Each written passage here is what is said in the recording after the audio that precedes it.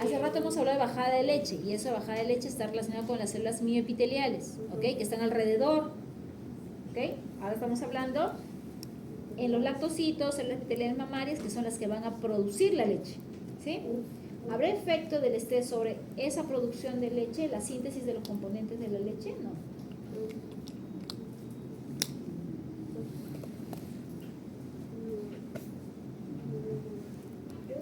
Me imagino que dice que por consecuente el freno que vendría a ser la dopamina va a estar ahí, va a volver a sus normas, a su normalidad, y por ende la prolactina va a bajar, pues ya no se va a estar produciendo. Claro. Es un Muy bien. freno, pues. También Claro. se le podría agregar, o sea, aparte de la prolactina, también se podría decir un poco del calcio, porque si hay ese estrés, como bien dijo, o sea, se activa el efecto de la vasoconstricción, llegaría menos calcio, por ende también menor, ¿cómo se llama? Menor formación de micelas de caseína o menor, ¿cómo se llama? Bueno, sí, eso ya está. Claro, o sea, en caso también, porque si se vasoconstriye también llegaría menos proporción de calcio a los canales como es el TRPV6. Bueno, a esa conclusión o a esa idea llego. ¿Y ahí qué pasaría si hay menos? Si hay menos calcio, habría menor formación de micelas directamente, o sea, sería inestable. No tendría mucha estabilidad en algunos casos. O directamente la proporción que se inyecta por la bomba calcio HPasa sería inferior. Y la consistencia de la leche bajaría también. Sí, puede ser, pero vamos por la vía que menciona Yanili, que el incremento de catecolaminas lo que va a hacer es incrementar o activar la acción o la actividad dopaminérgica, ¿no? Las neuronas dopaminérgicas, y esto va a hacer que se secrete dopamina y por ende ese mecanismo inhibitorio, ¿no? Durante la preñez, ¿este mecanismo cómo está? ¿Y quién lo está sosteniendo? Durante la preñez, bueno, hay en la fisiología, después de lo que he leído, hay varias fases, que es primero la mamogenesis, luego es la galactogenesis y luego la galactopoiesis. En la parte de la mamogenesis también es como que parte de la fisiología de la lactancia, porque ahí está como que el máximo crecimiento de la glándula mamaria. Y en la parte de la lactogenesis, ahí tenemos que se dan en dos fases, que es una no secretora, que da calostro, y la otra que vendría a ser ya secretora por sí misma. Y la galactopoiesis ya viene a ser como la mantención de esa producción de leche. Ya, entonces, durante la preñez, ¿cómo es esta vía? Hay aún hay altos de progesterona y todavía la prolactina está baja. Ya, pero esa progesterona estará ayudando en algo. ¿Cómo está este eje? Dices que hay poca prolactina. ¿Por qué hay poca prolactina? Los altos índices de progesterona que Claro, progesterona está ayudando a la activación de estas neuronas dopaminérgicas. Se están manteniendo. ¿Hay otra pregunta? Sí. Había mencionado sobre el FIL, que es el inhibidor local de la lactancia, pero mi pregunta es si, ¿de qué manera actuaría sobre la lactosa? Otra vez, María. Por favor. Ayúdate. Habían hablado sobre el FIL, que vendría a ser inhibidor local de la lactancia, pero mi pregunta es de qué manera afectaría o actuaría en la lactosa. de por sí la lactosa es, como bien dijimos, es el que está cargado osmóticamente. A mayor número, va a traer más líquido. En caso de que haya el FIL, que es el inhibidor de la lactancia, directamente como que ya no se secretaría, por lo que ya no habría presencia o generación de leche directamente, porque si se activa, como bien dijo, va a hacerse la apoptosis celular. Y eso va a pasar cuando ya no se ordeña la vaca o se manda la vaca a seca, ¿no? Cuando cuando quieren para la siguiente campaña, tal vez directamente, o sea, cortar para que... Claro, se llama seca, se llama el periodo de seca. ¿Okay? Ya, otra pregunta. Yo. Ya, pues, Sí, ahora chome, ya.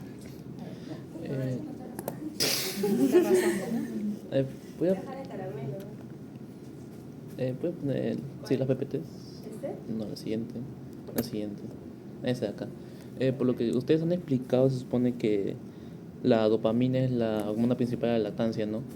En este caso, ¿qué pasaría si ¿Dopamina qué? ¿Cómo? No, ¿qué dijiste? No, digo, la dopamina es la hormona principal de la lactancia. ¿Qué pasa si esta hormona se inhibida? No, acá en la prolactina, la hormona principal para la lactancia es la prolactina. Lo que va a hacer la dopamina es que va a estar bajo el control de este, que va a ser como un freno, un inhibidor. O sea, si es que, por ejemplo, acá, si es que baja la dopamina, se va a elevar la prolactina. Pero si la dopamina sube, entonces la prolactina baja y no se va a estar como que generando todo este proceso. ¿Por qué se da esa Mira la que ves. división? A ver, ¿dónde están las células galactóforas?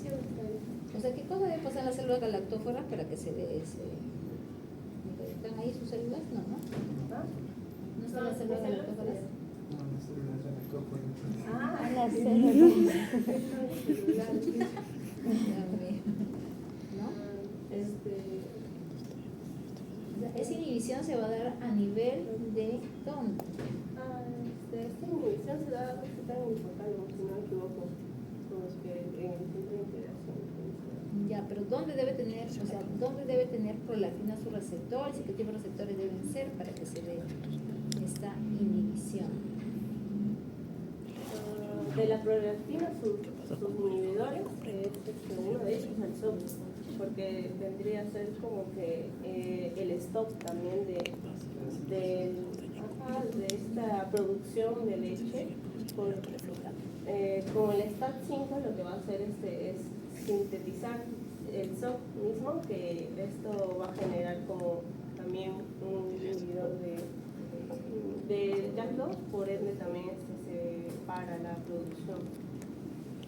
Ya, pero eso es una regulación muy propia de prolactina. En el caso de, por ejemplo, en hipotálamo, ¿qué se libera en hipotálamo y dónde debería actuar para que se esté liberando prolactina?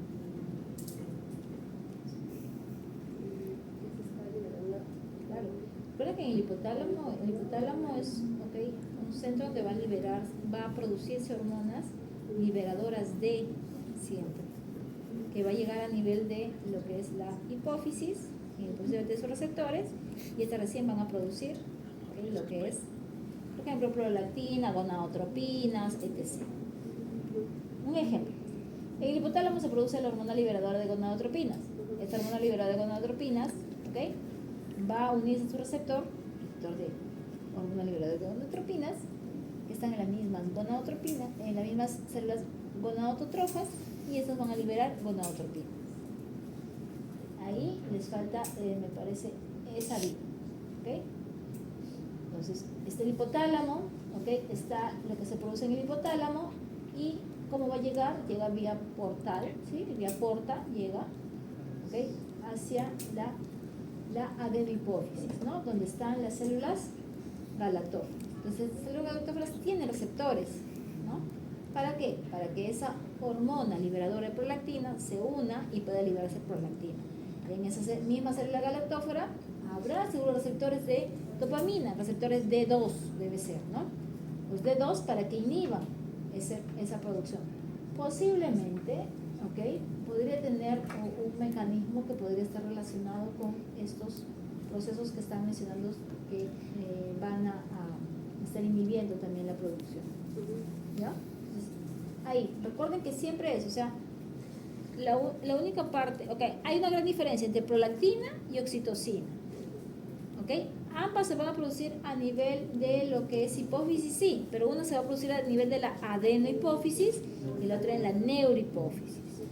Ahora, en la neurohipófisis la oxitocina se libera, no se produce ahí, se produce a nivel del hipotálamo, a través de las células o las neuronas magnocelulares, que son tan grandes que suelen llegar de hipófisis, de hipotálamo hasta hipófisis. En cambio, ¿ok? Las otras que van a producirse a nivel de adenohipófisis se producen a nivel de hipotálamo, ¿ok? Pero no son esas mismas células magnocelulares, sino vienen de otro núcleo, ¿ok?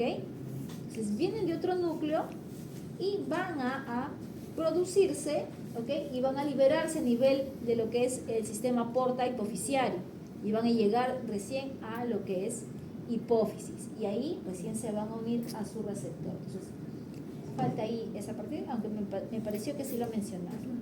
¿Ya? ¿Ok? ¿Otra pregunta? Aprovechen. Su compañero está respondiendo bien. Yo aquí amenazándoles, ¿no? Dale, María, otro. Tengo una duda. No, María. Déjala hablar, María. Digo, si la vaca presenta estrés, pero a la vez presenta estrés y la producción de leche disminuye, pero el ternero al momento de succionar no estaría también estimulando la producción de leche. O sea, ahí se habría producción o simplemente se bloquearía la vaca. No, bueno, o sea, tengo entendido para que se dé esta eyección de la leche, obviamente tiene que haber un estímulo. Ese estímulo que es entrenado, que es la succión o el ordeño, que esto va a generar todo pues, este mecanismo hasta que llegue la eyección de la leche, pero tal vez en ese caso de que la vaca pues, Claro, sí, tal vez esté una alteración fisiológica que no pueda dar. Por ejemplo, no sé, la barrera de leche, ahí se da como que una alteración de sangre y leche. ¿Quieres explicar eso? Sí, pero también quiero aclarar que, o sea, pues, si dices que ya de por sí no produce mucho o tiene dificultades para producir, pueden darse diversos problemas también. Puede ser que se esté secretando directamente la prolactina, pero no esté llegando a los receptores tal vez, por lo que todo el mecanismo no se está activando. ¿Qué ibas a explicar de la barrera de sangre leche? No sé, que no... Dice los problemas. Ahora, ahí de repente ha faltado algo para integrar que en la vía, ¿no? A ver, la parte de la vía neuronal, a ver. Ya, ahí. ¿Ok? Si bien es cierto, ¿ok? La bajada de la leche, ¿qué cosa es? Ahí dice, inicio del... El reflejo. Es un reflejo, ¿ok? Siempre se va a dar de la misma manera, recuerden, es estereotipada. Sin embargo, a ese reflejo van a poder llegar, ¿qué cosa? Aferencias, ¿ok? Porque va a venir por parte de corteza, por ejemplo, ¿cuál? Está el ternero, va, ¿no? Succiona, pum, se activa el reflejo, pero justo, pum, se asusta. Se corta. Pum, bajada de leche se corta. ¿Ok? Sí, ahí va a pasar. Eso pasa. Sí pasa, ¿ok? ¿Por qué? Por eso es que a las vaquitas, no sé si han visto, que les ponen música, ¿no? No, para que no se ¿Sí? asusten. Claro, claro, le Para que estén ponen. tranquilas. ¿Por qué? Ahora, está relacionado también con ¿qué? Con los cuidadores, lo que ellas, digamos, no sé si recuerdan, ¿ok? Pero sí está con el ambiente, porque cualquier cosa externa, ¿ok? Puede detener ese reflejo. Si se estresa directamente se detiene. Claro, se detiene, pum, se corta, ¿ok? Se corta de manera inmediata. Por eso decíamos, ¿no? Incluso si es que ha bajado ya oxitocina, porque ya se dio, esa bajada de oxitocina, ¿ok? No va a llegar de manera adecuada. ¿Por qué? Por la vasoconstricción que hay a nivel de la glándula mamaria, porque la glándula mamaria está muy irrigada. ¿Cuánto del gasto cardíaco llega a la glándula mamaria? Es de 10 a 15 aproximadamente. Claro, se menciona, incluso en otras referencias pueden mencionar hasta 20% del gasto cardíaco puede llegar. Imagínense cuánto, si el riñón llega a 25 y decimos que es un montón, a la ubre llega a 20, ¿ok? Casi 20%. Entonces, esa vasoconstricción obviamente va a generar que no llegue la oxitocina, así se haya liberado oxitocina, y si ha llegado a la oxitocina, ¿ok? El efecto de adrenalina a nivel de los receptores beta 2 también va a hacer que la célula mioepitelial no pueda, ¿ok? ¿Qué cosa? Contraerse para que pueda salir, ¿ok? El agua, la leche, ¿ok? Entonces, así, entonces eso es un reflejo, recuerdo, ¿sí? Sí puede parar, sí, por eso que la vaca tiene que estar tranquila, tiene que tener un mismo cuidador y tiene que ser rápido, porque el hecho de limpiar el pezón, porque los mecanos receptores están en el pezón, limpiar el pezón, poner las pezoneras de manera rápida, tiene que ser durante el tiempo, porque miren, hay un periodo de latencia que se menciona que el Sí, tiempo... 30 a 60 segundos. ¿Qué quiere decir periodo de latencia?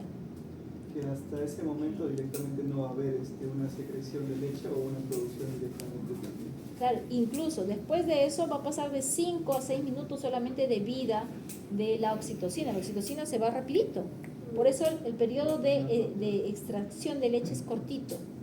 ¿Okay? Si se pasa eso ya fue. ¿Okay? Ahora, incluso, ¿quién más puede iniciar ese reflejo? No solamente, los mecanorreceptores. Puede ser también por tipo auditivo también, o sea, puede que la madre oiga al ternero y pueda activar también estos estímulos. Y se aplica también en las mamás, ¿ok? La razón no está así. A ver si, ¿no? ya está vencido. Ya está vencido. No, a veces, sí, o sea, en las mamás, a veces, incluso cuando están antes de la lactancia, del inicio de la lactancia, suele haber secreción, ¿no? ¿Por qué? Porque se activa la manera. Ahora, ¿por qué les menciono eso? Porque muchas veces, para que se dé esa bajada de leche, obviamente eso es en crianza extensiva, ¿no? Que está becerro a pie a pie del, así más, ¿no? Becerro a pie, ¿no? A pie de, entonces, lo normal es que no estén los becerros. Los becerros que son de la raza Holstein no están. ¿Qué cosas hacen los becerros de Holstein? Si son machos, chicharrón. ¿Sí?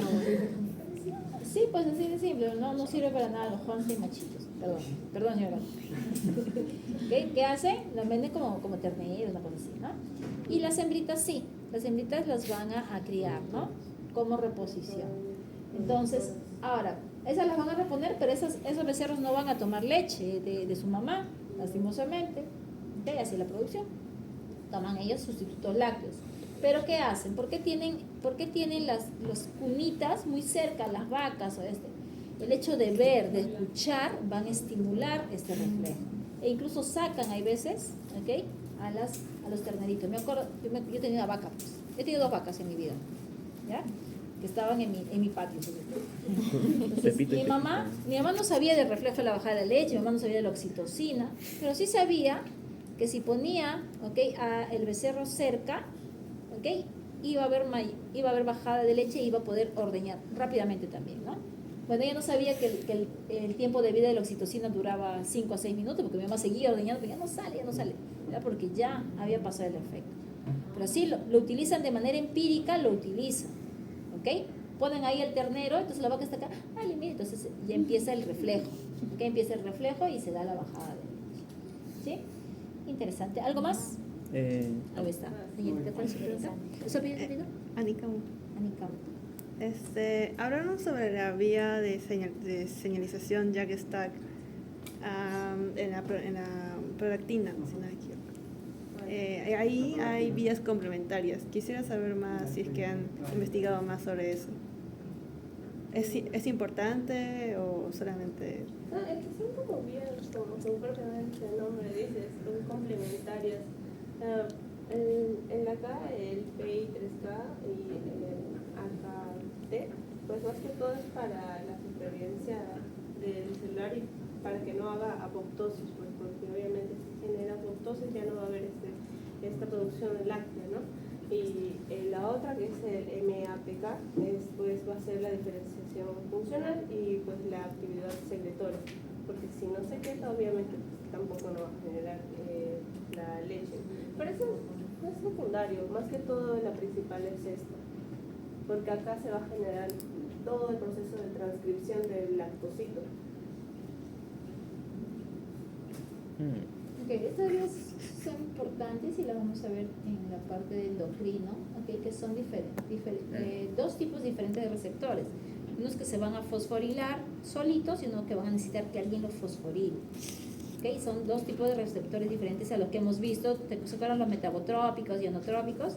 Son 2 tipos diferentes. Si ustedes ven ahí el fósforo es la que se están activando, se han fosforilado.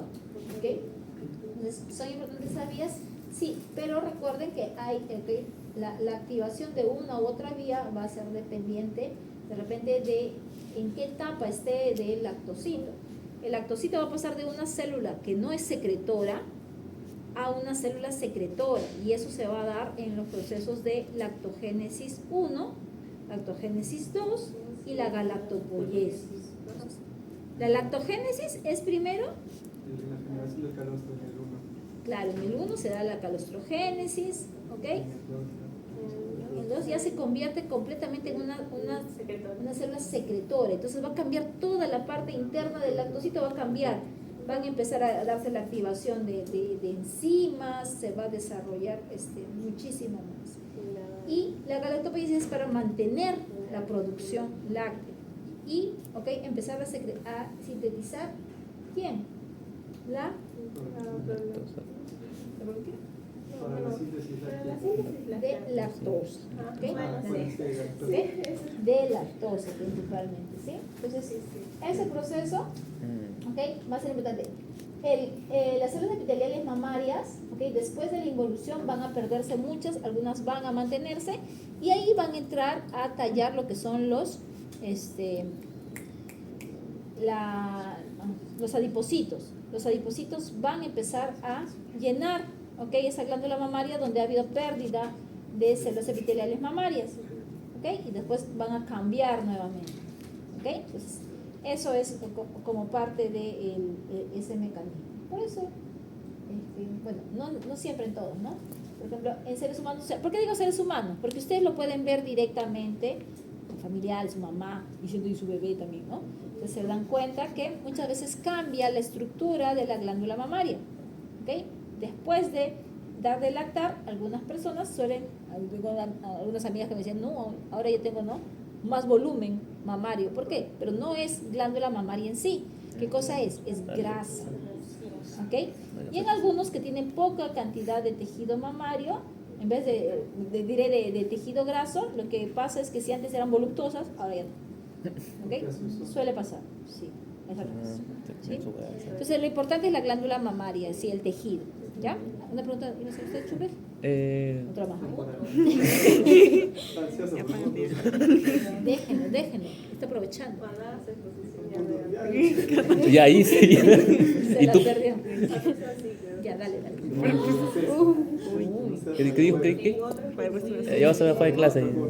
Se va a agarrar ahorita. Ya vas a ver fuera de clase. Dale, a ver. Tenía dos preguntas. Es que como usted mencionó sobre la baja caída de oxitocina, sobre que hay poco tiempo para hacer el estímulo, quería saber si en un ordeño incompleto pasaría lo mismo. Si se ordeña completamente, directamente va a ser el vaciado, por lo que se podría seguir produciendo. En caso de que sea un ordeño incompleto, quede algo, se va a llenar mucho más rápido, por lo que va a empezar de nuevo, o puede, si no se succiona completamente, puede generar lo que es la apoptosis de nuevo.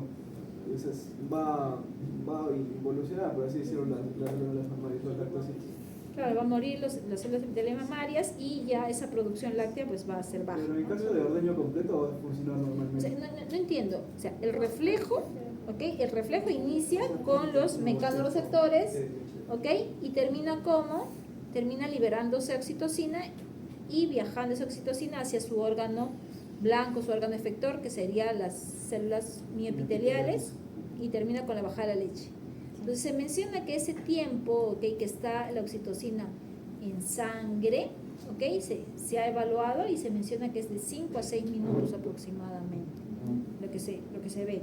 Entonces, como menciona su compañero, es que tiene un periodo de latencia, que desde que se inicia este reflejo puede ser de hasta 1 minuto, ¿okay? Se menciona que ese tiempo podría ser el tiempo estimado para que pueda producirse, ¿no?, el ordeño, ¿no?, que suele ser rápido. Si ustedes han visto alguna vez el ordeño, no es pues media hora que están succionando la glándula mamaria de la vaca, ¿no?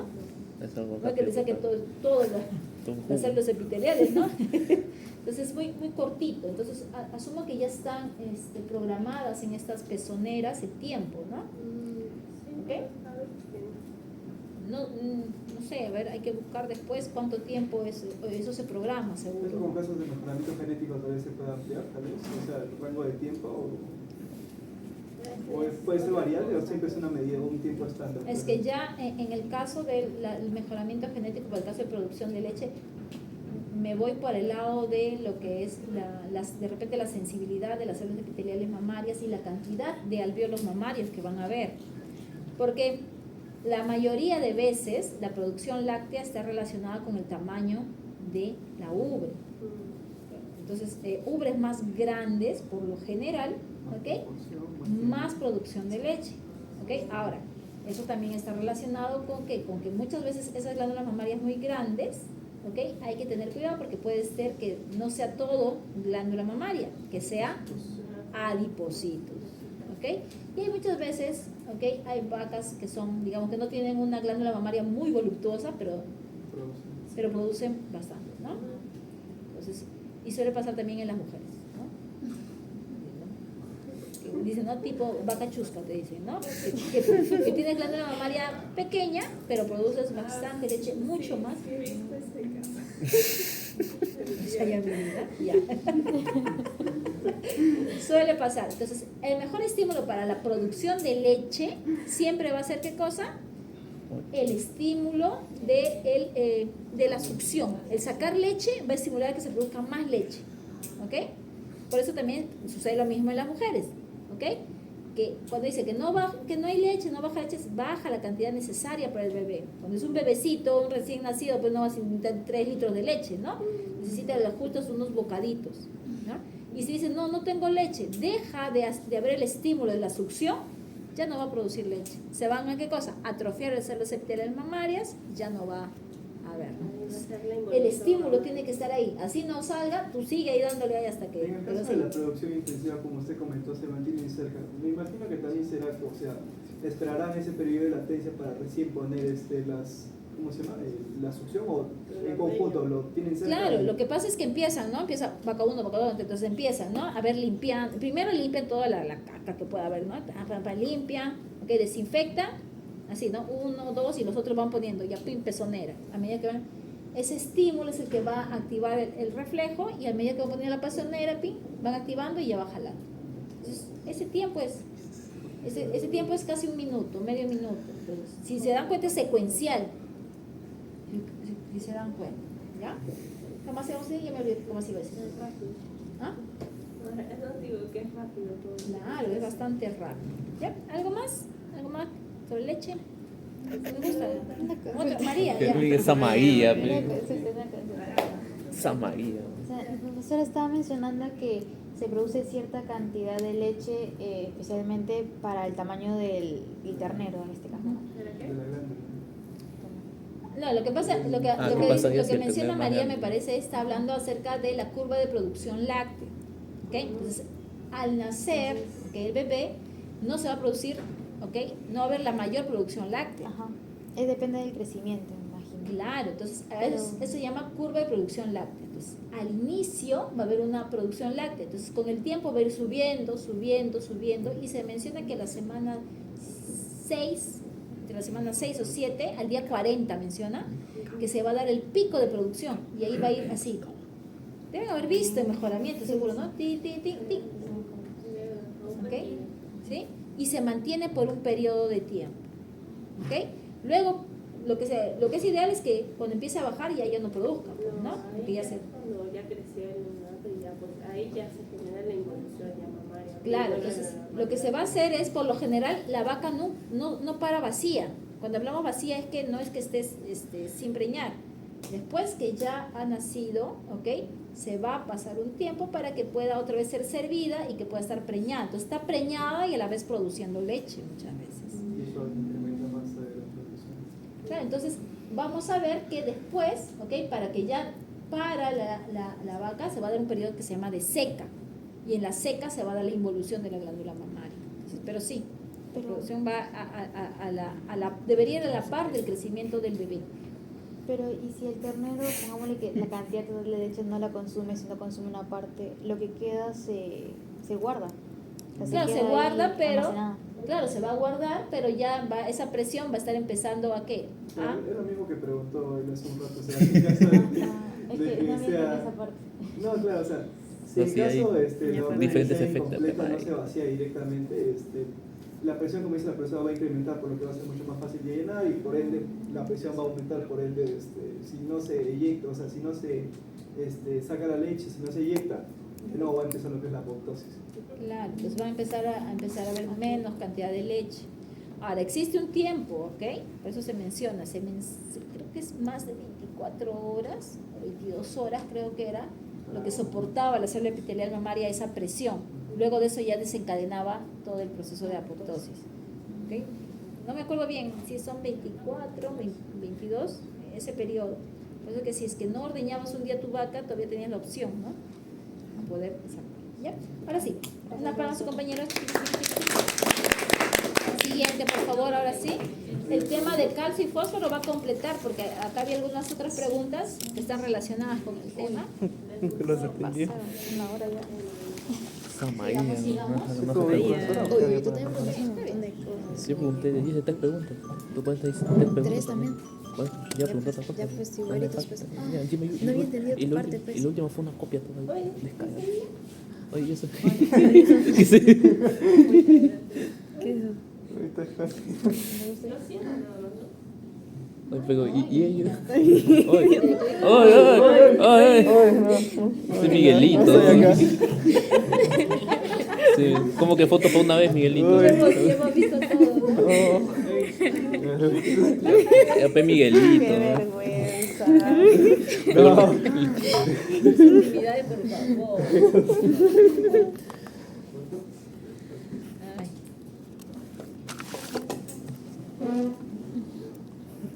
Lo malo es tener Está ahí el interesante. Lo malo es no Entonces, poner en San Marcos tenemos fisiología 2. ¿Fisiología Hacemos- 2? Ajá, entonces hacemos, por ejemplo, toda la glándula mamaria, empezamos desde Lactogénesis. mamogénesis. Ah, En Mamogénesis. medicina también tienen fisiología 1 y fisiología 2, pero acá. Ellos ya en, luego su- está fisiopato. en 2 ciclos ya estamos en fisiología. Pero si sabe mecanismos, o sea, fisiopatología lo hacen fácil. Mecanismos y cuáles se unen a cada uno, ¿no? Porque casi siempre los fármacos son inhibidores, Claro, prácticamente. o sea, toda la base de la medicina es fisiología. Sí, pues, Así de qué gaso, ¿no? Si pasan fisiología de panzazo, así de champú, plagiando, un mal Todo futuro es- les auguro. Todo esto me estaba ahí tratando. Y peor que todo eso es Van a aprender de anestesia también. paporrete, van a ser los médicos de paporrete. Ese también que es Yo otra- tenía, cuando hice la maestría en la agraria, tenía una compañera nutricionista. O sea, yo tengo una bueno, ella era el ejemplo malo de una nutricionista, porque tengo otra amiga que es nutricionista de San Marcos. Ah, ¿cuál? Los pibos que son así Entonces, en gorditos. cambio, esta nutricionista era del UNIFE. Entonces, la profesora de bioquímica explicaba cosas y decía, con razón ponemos tal cosa. Y yo, con razón recetamos tal entonces. Yo decía, pucha, nunca voy a ir a... A nadie le van a recomendar. No, a ver con ella. Sí, no. Entonces me quedó una mala fama de la UNIFE, de la nutrición. Ya, Ramos, ¿quién es Ramos? Ya, Ramos. Ya, y Peralta. Ya. Entonces comenzamos, chiquis. ¿Estamos? Buenas tardes, profesora. Buenas tardes, compañeros. El día de hoy vamos a hablar sobre la homeostasis del calcio y fósforo, efecto paratormonal y calcitonina interna. Bueno, el calcio y el fósforo son dos elementos muy abundantes en el cuerpo y son bastante importantes para diferentes funciones, como por ejemplo se involucran en la estructura ósea, en la transmisión nerviosa, en la contracción muscular y también en la señalización celular. También digamos que una pequeña alteración en esto podría causar diversas fallas en diversas funciones, y para eso el cuerpo tiene un sistema, por así decirlo, endocrino que se encarga de la homeostasis mediante la PTH o la hormona paratiroidea, la vitamina D y la calcitonina. Bueno, el 99% del calcio se encuentra en huesos y dientes, mientras que el otro porcentaje se encuentra en líquidos extracelulares y en músculos. En líquido extracelular, lo principal. ya que estos le permiten comunicarse con el centro del aparato y de ahí poder tener las reacciones que queremos. De ahí tenemos el 85% del fósforo se almacena ahí también en huesos y dientes. Y bueno, estos dos aportan tanto resistencia y estructura al esqueleto. Como ahí podemos ver el esqueleto, también los huesos proporcionan resistencia y soporte, y los dientes contribuyen a la masticación y la sujeción. Pues las funciones que tiene el calcio, principalmente como mencioné, contracción muscular, transmisión nerviosa, coagulación sanguínea y actividad hormonal. En contracción muscular, el calcio permite la interacción entre proteínas musculares, facilitando la contracción y relajación del músculo. En transmisión nerviosa, el calcio interviene en la liberación de neurotransmisores en la sinapsis, permitiendo la comunicación entre neuronas. Coagulación sanguínea, de que el calcio es un cofactor esencial en varias etapas de la cascada de coagulación para formar coágulos y detener hemorragias. En la actividad hormonal, el calcio actúa como segundo mensajero en la secreción y acción de diversas hormonas, mientras que el fósforo va a tener tres principales, que es la producción de energía o ATP, ya que el fósforo es componente del ATP, la principal molécula que almacena y transfiere energía en las células. La síntesis de ADN, el fósforo forma parte de los nucleótidos. Son las unidades básicas que componen investigación y transmisión de información genética. En el metabolismo celular, el fósforo participa en reacciones metabólicas fundamentales, fosforilación de proteínas y activación de enzimas que regulan la función celular. La calcemia es la concentración de calcio en la sangre, ya que los valores normales deben ser entre 8 a 12 miligramos por decilitros. Y si hablamos del calcio ionizado en la sangre, es más importante que el calcio total, ya que este es el que manda la señal o el estímulo a la glándula paratiroidea para que logre sintetizar el PTH o hormona paratiroidea, lo cual provoca el aumento de calcio en la sangre y actúa en el hueso, riñón e intestinos. También puede provocar que se active el KSR o receptores sensor del calcio, el cual detecta cambios en el calcio extracelular y modula la secreción de PTH en otras respuestas. Y la fosfatemia corresponde a la concentración del fósforo sérico, el cual el fósforo es un mineral esencial en múltiples funciones corporales, como por ejemplo formación de huesos y dientes, producción de energía de ATP, como ya mencioné, formación celular enzimática y equilibrio de ácido base. Sus rangos deben estar entre 3 y 7 miligramos por decilitro, y acá tenemos en distintas especies cuáles son los rangos. Y también tanto el calcio como el fósforo son indirectamente proporcionales, ya que si es que uno aumenta, el otro debe disminuir. Esto porque si no se forman precipitaciones de fosfato cálcico, por el nombre, y esto puede afectar a órganos con tejidos blancos, como por ejemplo el riñón. Acá tenemos la calcemia normal, la cual va a activar, la que lo mide toda es la glándula paratiroidea, que cuando disminuye el calcio sanguíneo, esta estimula la secreción de PTH, y el PTH aumenta el calcio en la sangre, actuando tanto en hueso, riñón e intestinos.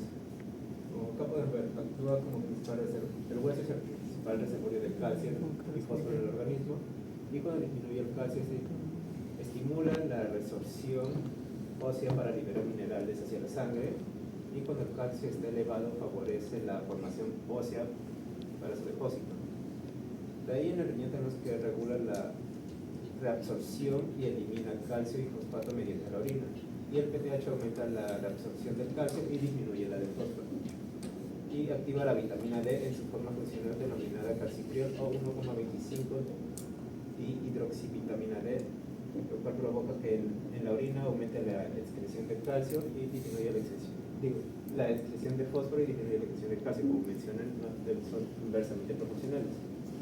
Y acá en la vitamina D, el riñón convierte la vitamina D en su forma activa, o sea, calcitriol, y el calcitriol aumenta la reabsorción intestinal del calcio y fósforo y contribuye en mantener los niveles adecuados en la sangre.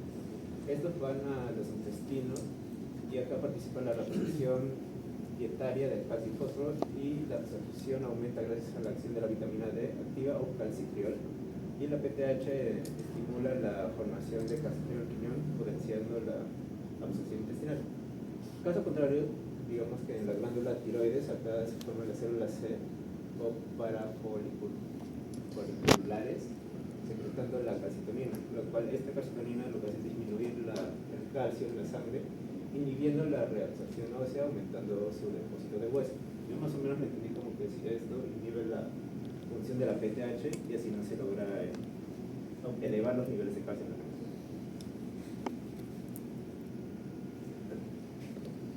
Ahora funcionando con el eje PTH, calcitonina y vitamina D. La paratormona es secretada por las células principales de las glándulas paratiroides cuando disminuye el calcio ionizado sanguíneo. Estas células van a poseer receptores CAS-R que detectan directamente las variaciones del calcio plasmático. La vitamina D se va a activar en el riñón cuando este proceso sea estimulado por la paratormona. De la 25 hidroxivitamina D va a convertirse en 1,25 de hidroxivitamina D o el calcitriol informativa mediante la enzima 1-alfa hidroxilasa. El calcitriol actúa sobre los receptores nucleares intestinales aumentando la síntesis de calinina, canales TRPV6 y proteínas transportadoras de calcio. La calcitonina va a ser producida por las células C de la tiroides en respuesta al aumento del calcio plasmático.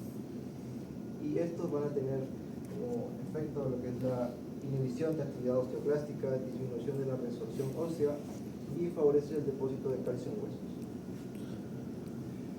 La interacción endocrino digestivo renal, el objetivo fisiológico va a ser mantener estable la concentración de calcio ionizado plasmático mediante mecanismos de retroalimentación negativa.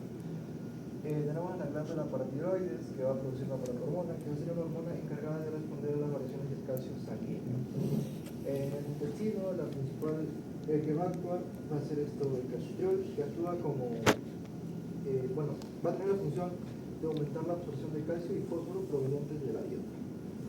El riñón va a participar regulando la reabsorción y eliminación de calcio y fósforo, además de ser el lugar donde se activa la vitamina D, denominada el calcitriol. Y por último, el hueso, que tiene como una función principal lo que es el reservorio mineral y almacenando, liberando el calcio dependiendo de las necesidades del organismo. Este es el mecanismo cuando disminuye el calcio sanguíneo o una hipocalcemia. Cuando el calcio sanguíneo disminuye, ¿qué es lo que va a pasar? Las glándulas paratiroides detectan esta disminución. Lo que van a hacer es van a tener una mayor liberación de paratormona. Va a actuar en el riñón, en el hueso y en el intestino. En el riñón va a ocurrir lo que es una reabsorción de calcio, una pérdida urinaria del calcio también, disminución y eliminación del fósforo. Acá también, como ya hablé antes, se forma lo que es la vitamina D activa. Va a trabajar en el intestino. ¿Qué es lo que va a hacer aquí? Va a generar una mayor absorción de calcio y fósforo, para que luego se dirija al torrente sanguíneo y aumente los niveles de calcio. En el hueso, la paratormona actúa generando lo que es resorción ósea, es decir, va a liberar lo que es calcio y fósforo hacia el torrente sanguíneo. De igual manera se va a dirigir allí y va a generar una calcemia. Se va a restablecer estos niveles normales y la secreción de la paratormona se verá disminuida por una retroalimentación negativa. En un mecanismo que vendría a ser la hipercalcemia, el calcio de sangre aumenta. ¿Qué es lo que va a pasar? Las glándulas paratiroides detectan este aumento y ahora lo que va a pasar acá es que la secreción de la paratormona disminuirá.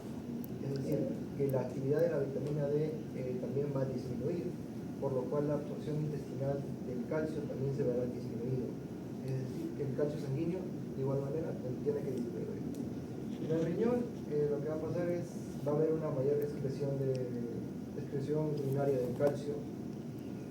Y por último, en la glándula tiroides se va a liberar lo que es la calcitonina. La calcitonina va a actuar en el hueso, inhibiendo lo que es a los osteoclastos, disminuyendo lo que es la resorción ósea y favoreciendo el depósito de calcio en el hueso. Y como último tenemos el caso clínico, una hipocalcemia corporal o fiebre de la leche. Nuestra paciente es una vaca Holstein de 6 años, alta producción lechera, 24 horas después del parto. Los signos clínicos son debilidad muscular, incapacidad para mantenerse de pie, disminución de la apetito, extremidades frías, disminución de la motilidad intestinal. Y los resultados del laboratorio nos dicen que es un calcio sérico de 5,9 ¿Qué es lo que va a pasar aquí? Es que después del parto va a ocurrir lo que es la producción de calostro y leche, lo que va a generar esto una gran demanda de calcio, lo cual esto nos va a generar lo que es hipocalcemia. Ahora, esto es una explicación fisiológica. Lo que va a hacer la paratormona es aumentar los niveles. Bueno, la paratormona va a ser secretada en mayor cantidad, lo cual va a tener acción en distintos órganos, como en el riñón, que va a ser la reabsorción de calcio para que no se pierda mediante la orina. Los intestinos, se va a promover la producción del calcitriol, que va a actuar también como una fuente de absorción dentro del intestino para que no se pierda el calcio, y en los huesos para que sean, bueno, para que inicie lo que es la resorción ósea, ¿no? Y los restos se dirijan hacia el torrente sanguíneo. Ahora, ¿qué es lo que puede pasar? Porque en vacas de alta producción de leche, estos mecanismos no son lo suficientemente rápidos para poder mantener la homeostasis del calcio, por lo cual va a aparecer la hipocalcemia clínica y los signos clínicos que ya hablé antes, ¿no? La debilidad muscular y la incapacidad para mantenerse de pie. Eso es todo. Gracias. Ok, a ver.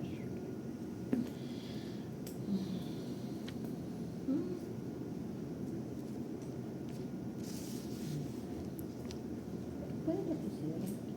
Interrumpen dos preguntas a sus compañeros.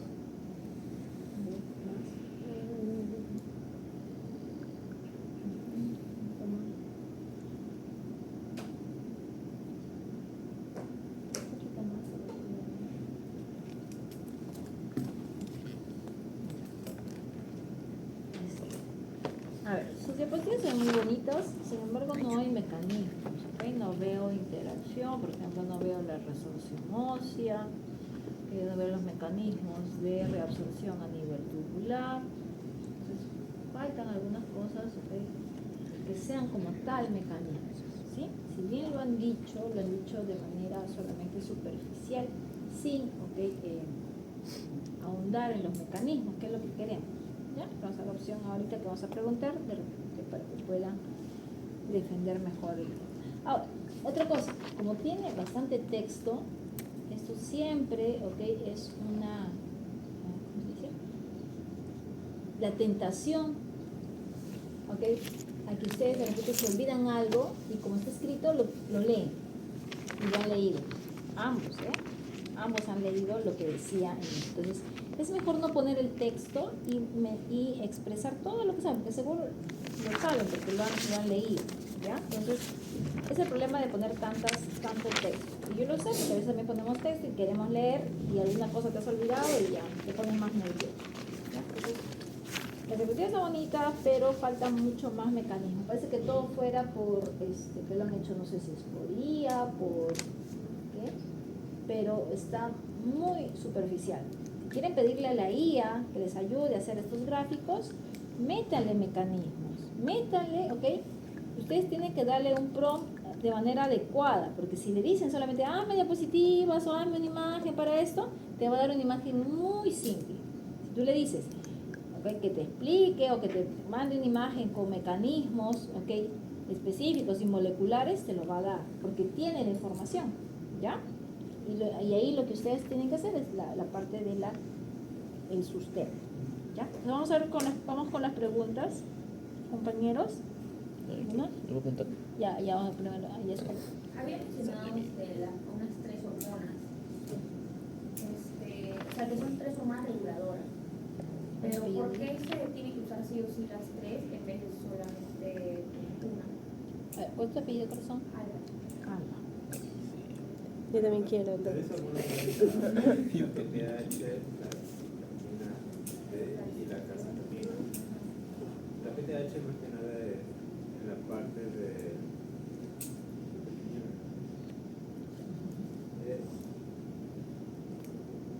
bueno, la PTH más que nada en el hueso era lo que para los niveles de calcio, sino que los osteoclastos. Los osteoclastos destruían a los osteoclastos y estos estaban rodeados de hueso, y esto ya aumentaba los niveles de calcio. De ahí la vitamina D se convertía en el riñón en calcificación y posteriormente por los enterocitos en el intestino, las vellosidades intestinales permitían la absorción del calcio. Evita calcificación en la tiroides.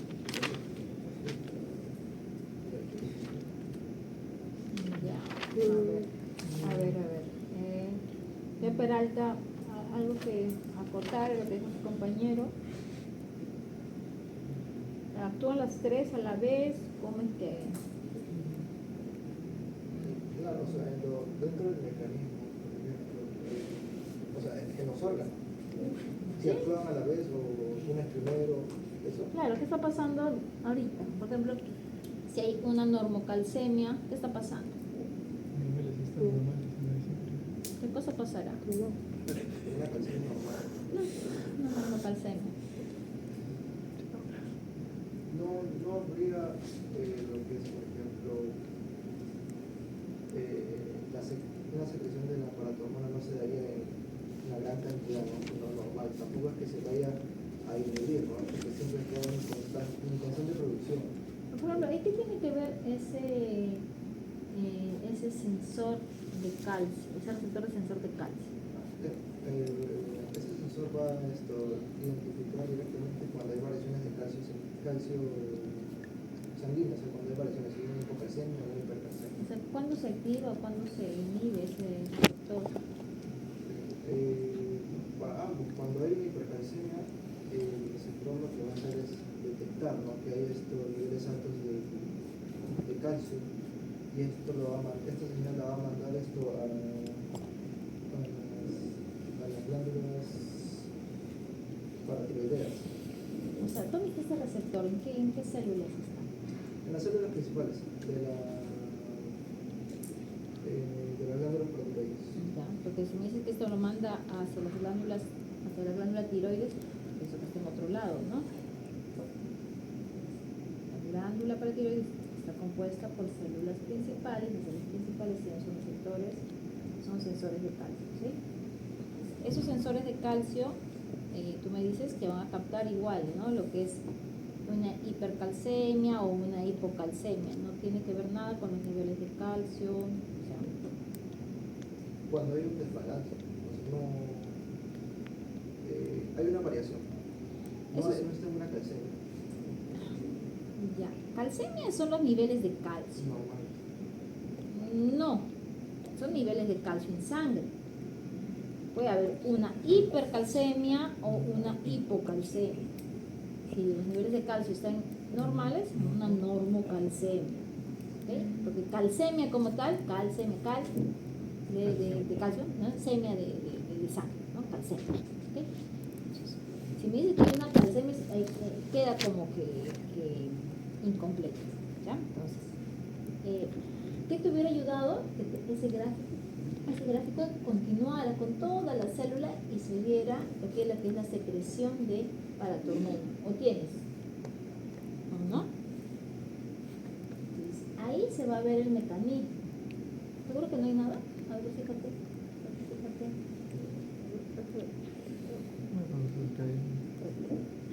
No he terminado. No hay, ¿no? ¿O deja preguntar? Ya. Entonces, hay un gráfico, por ejemplo, hay un gráfico donde se va a mostrar que que la verdad no es que se va a estimular, sino que se va a quitar la inhibición que se va a estar presentando cuando los niveles de calcio están normales, digamos que están en normocalcemia, eso más bien está inhibido la liberación de paratormona. Y cuando los niveles caen, ¿qué va a pasar? Eso va a haber una desinhibición. ¿Okay? Yo también pensaba que era una ¿cómo se llama? Se estimulaba, sino es una desinhibición. ¿Ya? Yo lo comprendo porque también tenía ese pensamiento. ¿Ya? Entonces, ahí va a ser importante mencionar que cuando hablamos de estas tres hormonas, las tres van a estar implicadas en la regulación de los niveles de calcio. ¿Y por qué será importante regular los niveles de calcio. Tú no, ¿ok? ¿Por qué sería importante regular?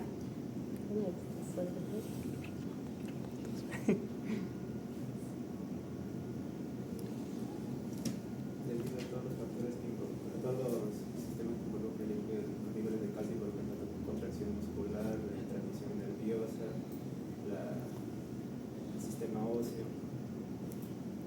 Muy bien. También como para como él mencionó en el caso de la vaca, en ese caso los niveles de calcio también tendrían que disminuir ciertamente para que los músculos que rodean al útero puedan no estar tan rígidos para que la cría pueda salir. Claro, es debido a las múltiples funciones que tiene calcio, y así como tiene funciones, digamos, a favor de, también tiene funciones que van en contra, como por ejemplo, no, en su exposición no hubo, ¿no? Esa Un poco mención. se habló de toxicidad. Claro, del calcio, cuando el calcio está solito, por ejemplo, solamente para acotar lo de glándula mamaria, cuando el calcio está solito en la célula epitelial mamaria, sin la calvindina, ¿qué va a pasar? Ese calcio, como es iónico, va a activar a los sistemas de apoptosis. Como calcio solito, va a hacer mal, ¿sí? Porque activa la vía de segundo mensajero. Por eso es importante mantener la calcemia de manera en una normocalcemia, ¿okay? O la calcemia en los parámetros normales, ¿ya? Entonces, por eso, estas tres van a trabajar. Se puede decir que la paratormona cuando hay niveles bajos, ¿ok? Y la calcitonina a niveles, ¿okay?, altos, ¿okay? Y la vitamina D es como un complemento a la actividad de paratormona, ¿ya? Entonces, sigamos. ¿Qué más? Chumbes. ¿Pueden adelantar su PPT? Por favor. Ahí está. Sí, ya está ahí. En este caso ya hablamos sobre la calcitonina que es producida por las células en la tiroides. ¿Qué pasaría si la misma tiroides es afectada? Porque como sabemos hay ciertas enfermedades, ¿no? Como la hipotiroides también. ¿Pasaría algo con esa calcitonina o sería igual? Si la tiroides se ve afectada y desde la forma de células que es lo que inhibe la producción de la hormona paratiroidea, bueno, obviamente habría un incremento, ya que no se podría, un incremento de calcio, ya que esto es lo que inhibe la PTH.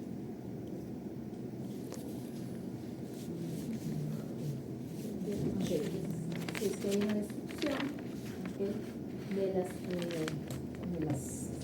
la tiroides, o no sé, hay una atrofia, hay bocio, hay un crecimiento anómalo, ¿podría repercutir?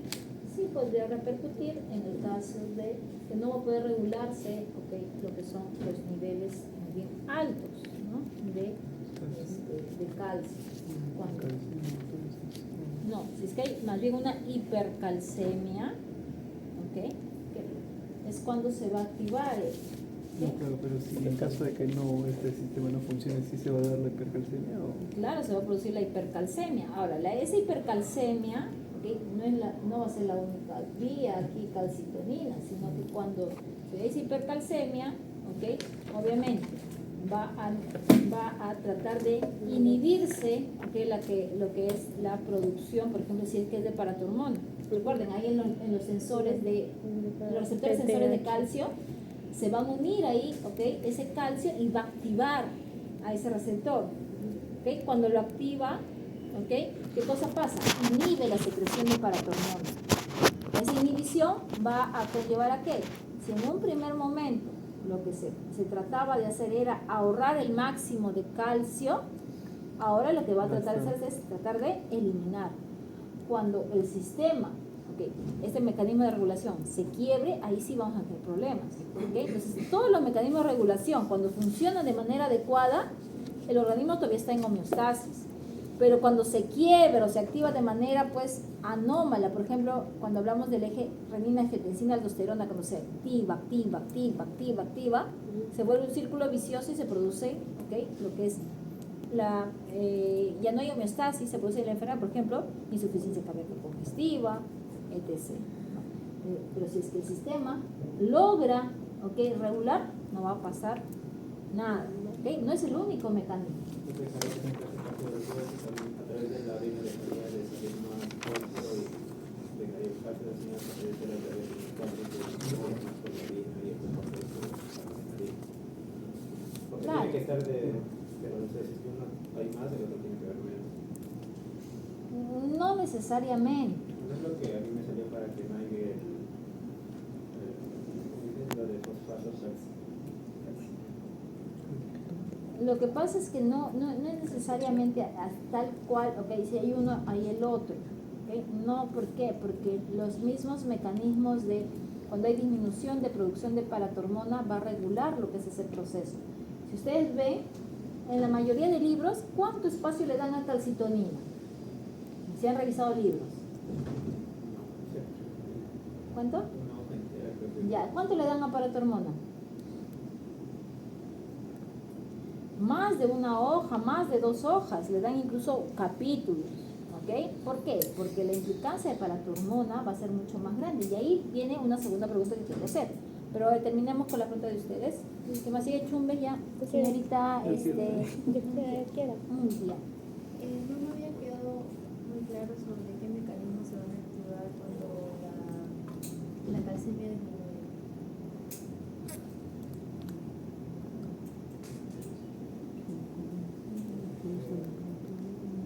¿Qué mecanismo?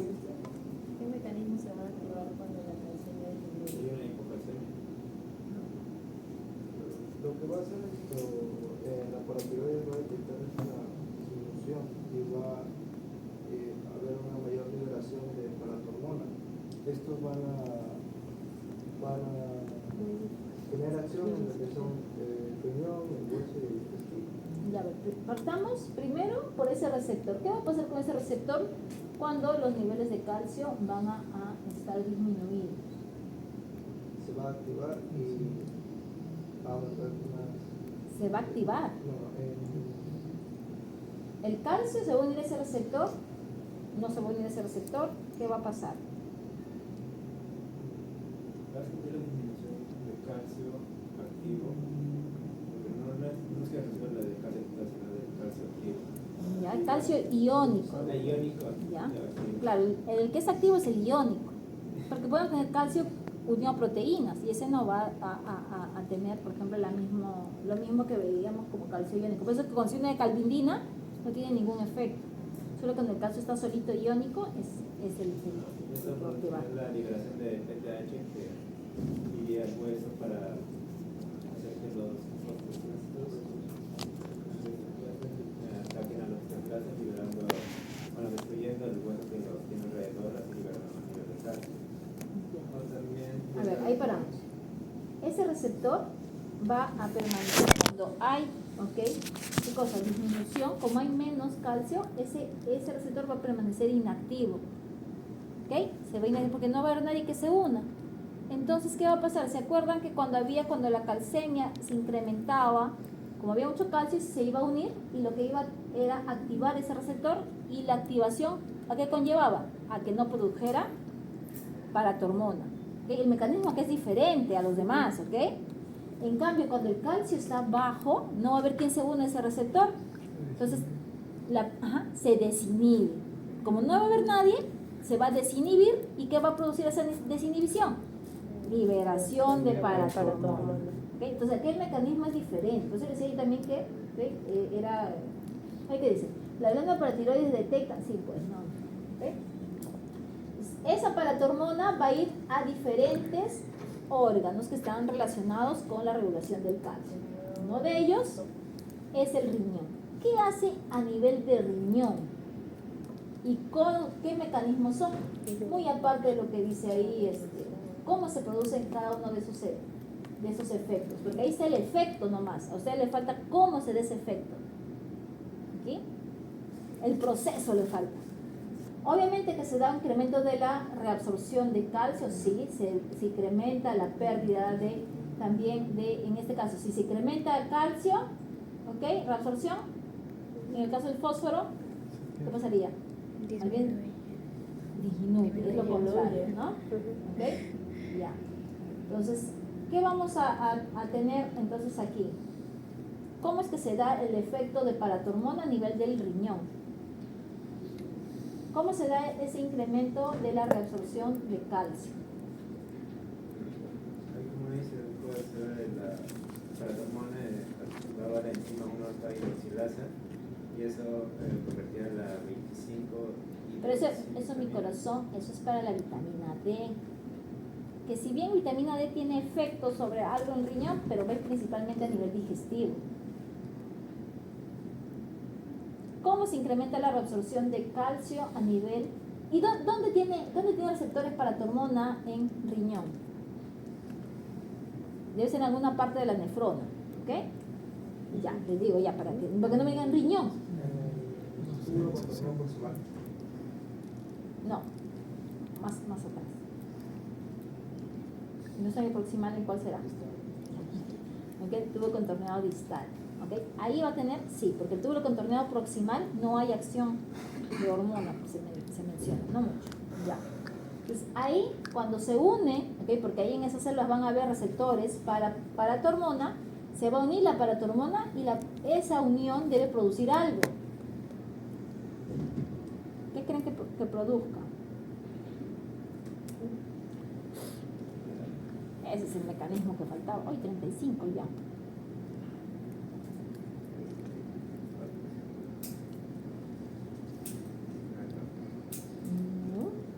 ¿Se acuerdan?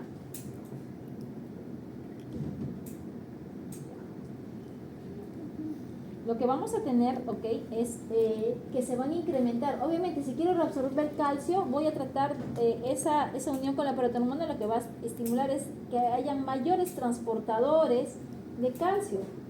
Los TRPV, ¿sí? Esos van a empezar a expresarse en la membrana, ¿ok? Apical. ¿Qué más se va a empezar a sintetizar más? Si ya metí el calcio al interior de la célula, ¿el calcio puede estar libre? ¿A quién? Calvindina. Va a empezar a secretar más calvindina, porque si no, ese calcio va a matar esa célula. Esa calvindina va a ayudar a llevar a ese calcio ¿hacia dónde? Si lo absorbió por la membrana apical, ¿hacia dónde lo llevará? Recuerden, las células tienen ¿Citoplasma? tengo el citoplasma ya. ¿Hacia dónde? ¿Hacia dónde bota? Hacia el lumen. Ya, pero ¿cómo se llama esa parte de la célula? Es de la membrana vasolateral. A nivel de la membrana vasolateral van a haber otros transportadores para que puedan sacar ese calcio. ¿Por qué? Yo necesito ese calcio que se quede en el riñón. No. Yo necesito que vaya hacia ¿dónde? Al torrente sanguíneo. Entonces, para que vaya ahí necesita otros transportadores. No sé si se acuerdan de creo que sí lo mencionaron, la PMC. ¿Sí? Ya ves, como yo tiene todavía el número, ¿ok? Es para eso, ¿ok? Entonces, es para eso. Entonces, ¿qué más? ¿Qué otros efectos tiene? ¿Ok? También tiene el otro efecto que es, como mencionaste, es la hidroxilación. ¿Esta hidroxilación de la vitamina D solamente se da en riñón? ¿O existe otra hidroxilación? No sé.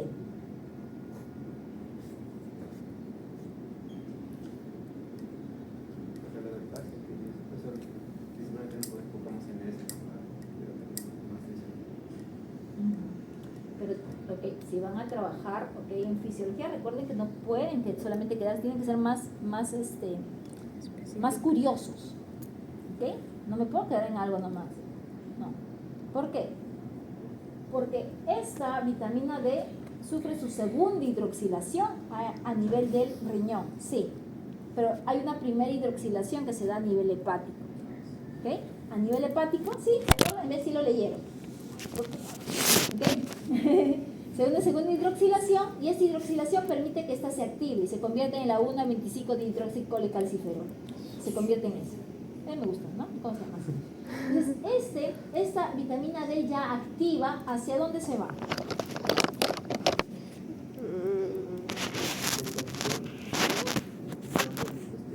Ya, y a nivel del intestino, ¿qué cosa va a hacer? ¿A quién se va a unir? ¿Cómo? O sea, el mecanismo, así como mencionamos en el riñón cuando hablamos a nivel de túbulo contorneado distal? Ya. ¿Dónde va a estar? Va a tener su receptor, supongo, ¿no? Igual que habíamos dicho para tu hormona, tener su receptor. ¿Tendrá receptor también a nivel del el enterocito o no? Eso sí,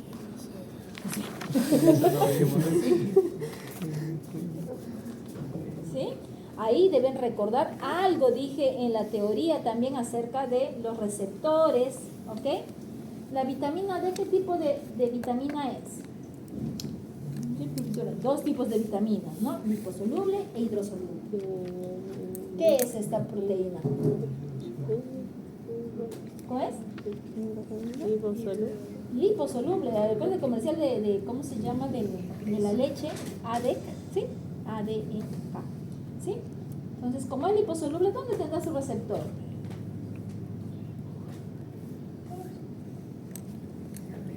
Para tu hormona tenía su receptor a nivel. Parte de la membrana. ¿Okay? Si es un lípido, ¿dónde tendrá su, no? ¿Dónde tendrá su receptor? En la grasita. De la depósito. ¿Ya ves? ¿Por qué no prestan atención cuando uno va hablando? Legio adiposo. La célula tiene membrana. Si es lipídica, si es un componente lipídico, va a atravesar la membrana. Va a tener su receptor ¿dónde? O bien en el citoplasma, o bien incluso en el núcleo. Por eso que en el núcleo lo que va a expresar es que se sinteticen mucho más genes para que se sinteticen más, ¿ok? Nuevamente transportadores de calcio para que puedan absorberlo, ¿ok? También calvindina, claudina, son un montón de cosas para el nivel de núcleo, ¿ok? Incluso aquí falta mucho, por ejemplo, este mecanismo de recepción ósea debió estar mucho más explicado para que me hablen del RAM L, de la osteoproteína. No lo han mencionado, en un gráfico se nota, no tienen que aprenderse, si tienen un gráfico, ustedes ven los pasos y ya lo pueden explicar, ¿ya? Ya están sus compañeros, ¿ok? Vamos a ver para